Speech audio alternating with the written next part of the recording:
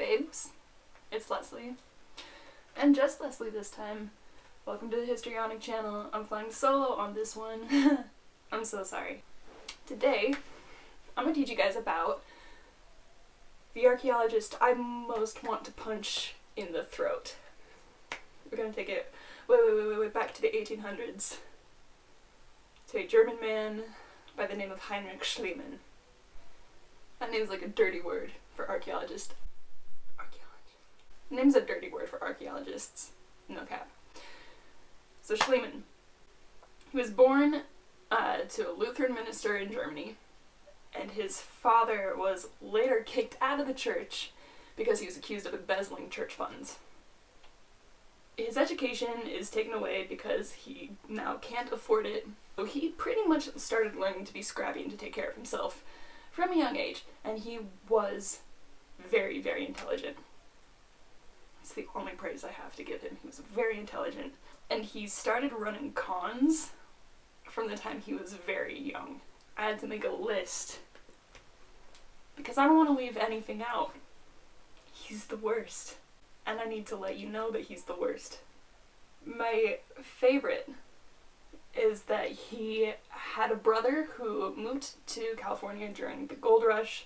Heinrich goes, "Hey, I have an idea." So he moves to San Francisco and opens a bank where he is trading gold for cash, but he is cutting the payments for everyone that is bringing in their gold. He's like underweighing it, so he's giving them less cash than it's actually worth. He runs off with like millions in gold, having played a lot of people. And in the process, he also got American citizenship because he was around when California became a state. Cool. He married a Russian woman after he left the States, I think. Had 3 children with her, but while he was in Russia, he was pretty much buying up supplies to make ammunition and then selling the supplies to the Russian government at like a price hike during the Crimean War. What a guy. He was also a compulsive liar. He wrote memoirs that gave us every opportunity to shut him down. He writes about going to dinner with the President of the United States, President Fillmore at the time. He did not go to dinner with the President. He read about a dinner with the President in a newspaper and decided to write it into his memoir.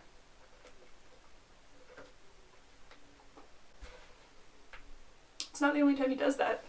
He says he witnessed the San Francisco fire in 1851. He did not. He wrote that it was in June. It was in May. And when the fire broke out, he is known to have been in Sacramento.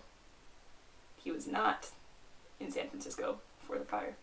So the Russian woman we talked about before, he hated that woman and threatened to divorce her 2 times before he actually followed through with it. So he moved to Indianapolis because Indiana's divorce laws were pretty lax at the time, and he lied about being a resident of Indiana and his intent to stay in Indiana to get a judge to sign the divorce papers. As soon as those papers were finalized, he moved to Athens. And 2 months later married a 17-year-old girl. He was 47 at the time. Does that feel gross to you? Because that feels gross to me.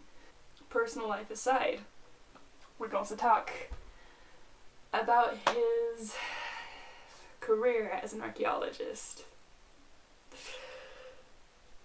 All of his cons have been leading up to finding Troy. Because as a kid, his father read him the Iliad and the Odyssey, the story of the Greeks going to war with the Trojans, and then Odysseus, the Greek soldier, finding his way home. Fanboy, right? And he is hell-bent on finding the city of Troy, because at this point in time, scholars are pretty much writing it off as a myth. Schliemann goes, "No, it's real." And he is stockpiling money so that he can go find Troy. By lying and cheating and scheming and all that stuff. Which I respect. I do. What I don't respect is what he does in his search. 1871, he's speaking to a British archaeologist who is more reputable. At this point in time, archaeology is not like an established field. There are no established methods for excavating. There's no real theory behind it. It's really just people digging up stuff and going, look what I found! Ooh, shiny. And getting more money to go find more ooh, shiny. Very, very poor science.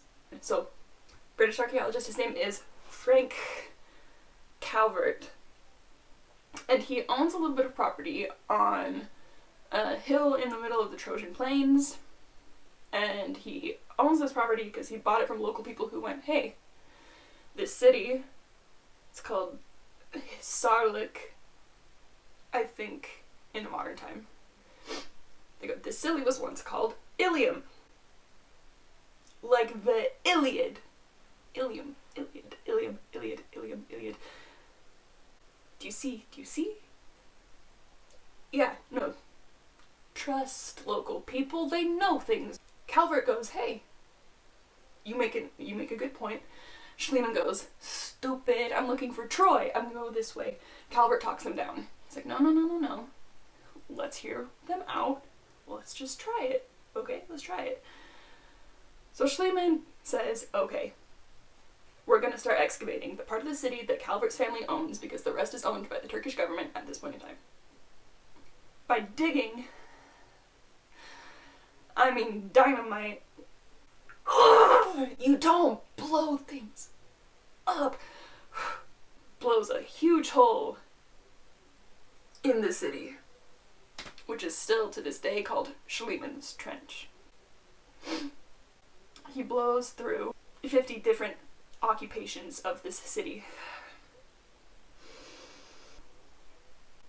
Okay, it's okay.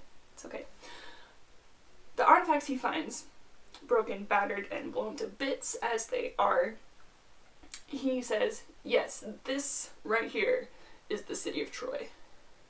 And at this point, 1872, Calvert and Schliemann have a falling out because Calvert goes, homeboy, these are way, way, way too old. These predate Mycenae entirely. By a long shot, these cannot possibly be the artifacts from the Trojan War. They just aren't. Schliemann tells him to piss off, and Schliemann goes his merry way. 1873, digging in Troy. He finds jewelry that he calls Priam's treasure. Now here's the thing. He says, yes, I found Priam's treasure with his wife, the 17-year-old girl he married. Her name is Sophia. He says that his excavation team found something glittering in the dirt and he had them all leave so that he and Sophia could dig them up together, and that they carried these jewels and this gold so lovingly in Sophia's shawl away from the dig site into their camp. Lies. More lies. Sophia was not at the site. She was with her family in Athens, and he later had to fess up because someone actually pointed it out and he didn't have a way to work around it. Sophia didn't dig it up, he dug it up with the team. Sophia was not there. But he has Sophia wear the jewelry and takes this picture. Boy, you don't wear what you dig up. That stuff is fragile. It's old. The oils on your hands are gonna mess with it. It's just very, very poor handling of artifacts. And because of this, the Turkish government takes away his permission to dig at this site. And he's butthurt. So he links back up with Calvert. They smuggle the artifacts out of Turkey. And when Turkey goes, what did you just do? They go, you're corrupt. Steals Priam's treasure and the jewels of Helen. Good stuff. Further good stuff. They're not even remotely the jewels of Helen. One, Helen was not Trojan. She was Queen Helen of Sparta. She was Greek. Not Trojan. And the jewelry is not from the right age. This is like 1,000 years before that. It is way, way, way, way, way down in the dirt. This is old stuff. 1,000 years before the Trojan War could have happened. Helen's jewels, treasure of Priam. No! He wanted it to be true so bad he just started making stuff up, which is a continuing theme in 1876 when he excavates at Mycenae. At this time, Mycenae was its own people, its own culture, and they were badass. Mycenae at that time is like the ruling power on the islands. He's excavating at the city of Mycenae, and he finds slot tombs, basically like dug into the ground, no big temples, no headstones, nada, just bones in the ground. And he writes or telegraphs the king of Greece at the time, and he goes, "I've looked on the face of Agamemnon." Agamemnon was the king of Mycenae during the time of the Trojan War. Problems here. He's saying he's looked on the face of Agamemnon because he finds this gold mask that is a man's face on top of the bones. No, he did not. He found bones, and there is compelling evidence that these are Mycenaean heroes, soldiers, war veterans. Something in there. But the masks were not part of it, and they were not made in the Mycenaean period. They were made in Schliemann's time, I believe, and they were from Palestine. Palestine! These are not Mycenaean! He's seeding sites. He's planting artifacts to fit a narrative that he wants. No. And after he's told the king that he found Agamemnon, he just switches the masks around because he's decided that one of the masks he planted looks a little more kingly than another mask. He can't even stick to the story he started. Ugh! This man. He keeps gallivanting, hitting up the city of Ithaca and going back to Mycenae, and I think at this time he goes back to Troy. He's finally given the go-ahead to come back by the Turkish government, even after he's pulled this stuff with the King of Greece. And only in 1888 does another archaeologist, I think his name is Wilhelm Dorpfeld, tells him, you know, there are layers in the dirt, we call them strata. The ones on the bottom are really old, and the ones way up here are kind of newer, and maybe it's a good idea to pay attention to what you're seeing in these different layers so that you can see what is really old and what is kind of newer. Just an idea. 1888. So he does. He starts looking at the strata, the layers in the dirt, and he starts naming them. The bottom one he calls Troy 1. One layer up he calls Troy 2, and he decides that Troy 2 must be the site of the Trojan War. It is not. It is not. Troy 6 was Priam's city. It's a long, long time. More than 1,000 years between when he says, yes, this is Troy, and when King Priam actually rules over the city of Troy. Troy 7A, you guys 7A, 7B, all 7A was during, like, the Mycenaean Golden Age, the peak of Mycenae's power. So you're looking 6, 7 in this time frame where there could have been a Trojan War. And you do find Mycenaean pottery in this area. So there's evidence Mycenaeans were there. Whether they were fighting a war, I don't know. Whether there was a big horse involved, I don't know. We can't really say there was, can't really say there wasn't, but he was off by 1,000 years. And the frosting on the cake / salt in the wound is that the Temple of Troy, which was a central part of the story of the Iliad, he blew a hole right through the middle of it. Ugh!